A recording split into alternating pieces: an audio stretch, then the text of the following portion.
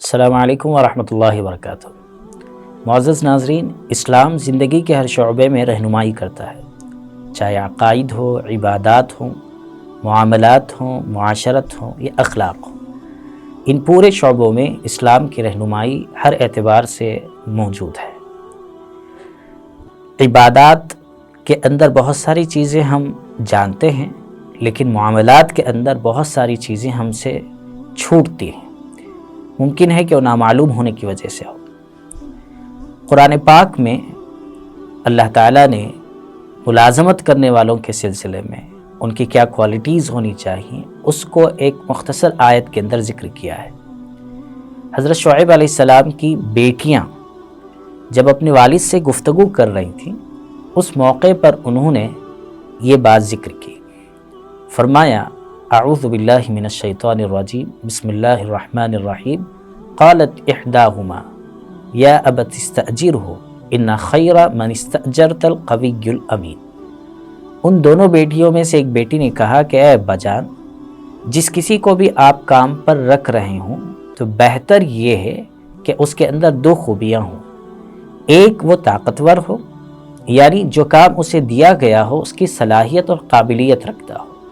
دوسرا فرمایا الامین، امانت دار ہو، یعنی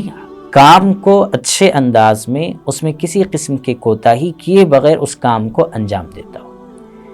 اس آیت کی روشنی میں فقہاء کرام نے بہت سارے مسائل کو ذکر کیا ہے۔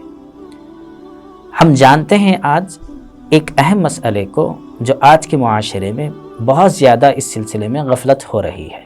پہلی بات یہ ہے کہ آج کے معاشرے کے اندر کہ امتحانات کے اندر یا ایگزامز کے اندر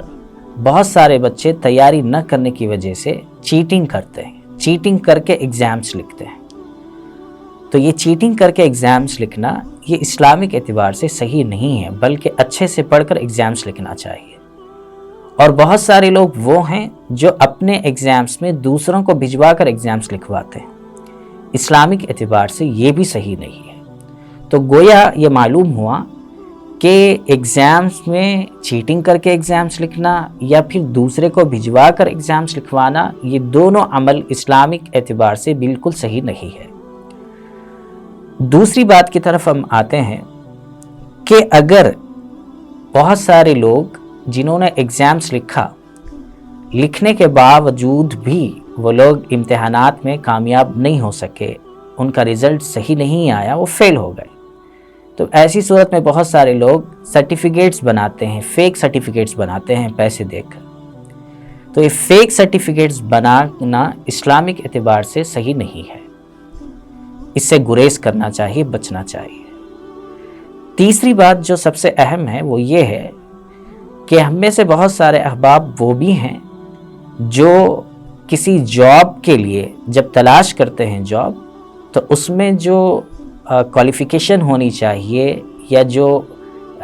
کیپیبلٹی ہونی چاہیے اس کو بتانے کے لیے جعلی سرٹیفکیٹس یا فیک سرٹیفکیٹس کو سبمٹ کرتے ہیں۔ تو جو چیزیں سبمٹ کی جا رہی ہیں یہ اسلامک اعتبار سے یہ بھی درست نہیں ہے۔ اس لیے جعلی سرٹیفکیٹ سبمٹ کرنا اور اس کے ذریعے سے نوکری حاصل کرنا، اس کو علماء نے درست نہیں قرار دیا ہے، یعنی ایسا حاصل کرنا، ایسی جاب حاصل کرنا ٹھیک نہیں ہے، درست نہیں ہے۔ چوتھی بات اس سے ریلیٹڈ یہ ہے کہ اگر کسی بندے نے فیک سرٹیفکیٹ سبمٹ کر نوکری حاصل کر لی،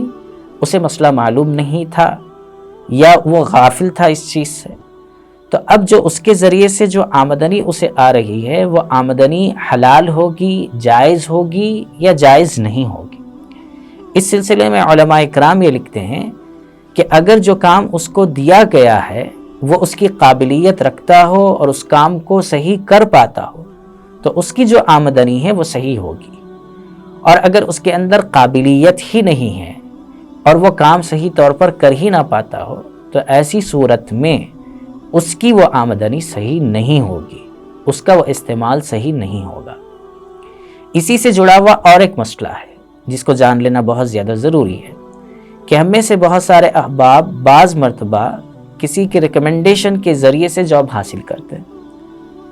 اگر جو بندہ ریکمنڈیشن حاصل کر رہا ہے وہ اس کام کو صحیح طور پر کر پاتا ہو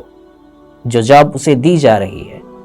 تو اب یہاں پر اس کی جو سیلری ہوگی اس کے لیے صحیح ہوگی۔ وہ بندہ کام ہی نہیں کر پاتا ہو اور اسے اس کی کچھ ابجد بھی نہیں معلوم، یعنی بالکل اس کے ABCD بھی اس کو معلوم نہیں ہے، تو اب ایسی صورت میں اس کے ذریعے سے وہ آمدنی جو آ رہی ہے یا جو سیلری آ رہی ہے اس کا استعمال جائز نہیں ہوگا۔ اس لیے ہمیں ان تمام باتوں کو ذہن میں رکھتے ہوئے نوکری کرنا چاہیے، امتحان کو صحیح طور پر لکھنا چاہیے، جعلی سرٹیفکیٹ سے بچنا چاہیے، اگر سبمٹ کیے ہوں تو دیکھ لینا چاہیے کہ میرے اندر اس کام کی قابلیت ہے یا نہیں ہے تو میری آمدنی صحیح ہے، نہیں ہے تو میری آمدنی صحیح نہیں ہے۔ ریکمنڈیشن میں اگر کسی کا لگا رہا ہوں تو یہاں پر بھی غور کر لینا چاہیے کہ میرے اندر اس کام کی صلاحیت ہے یا نہیں ہے۔ تو ان تمام باتوں کی روشنی میں اگر ہم اپنا جائزہ لیں گے تو ہمیں معلوم ہوگا کہ ہم جو معاملات والی لائن ہے، یہ جو شعبہ ہے، اس کے اندر اسلامک طریقے پر کام کر رہے ہیں یا اسلامک طریقے سے ہٹ کر ہم زندگی گزار رہے ہیں۔ اللہ تعالیٰ سے دعا ہے کہ کہنے اور سننے سے زیادہ ہمیں عمل کی توفیق عطا فرمائے۔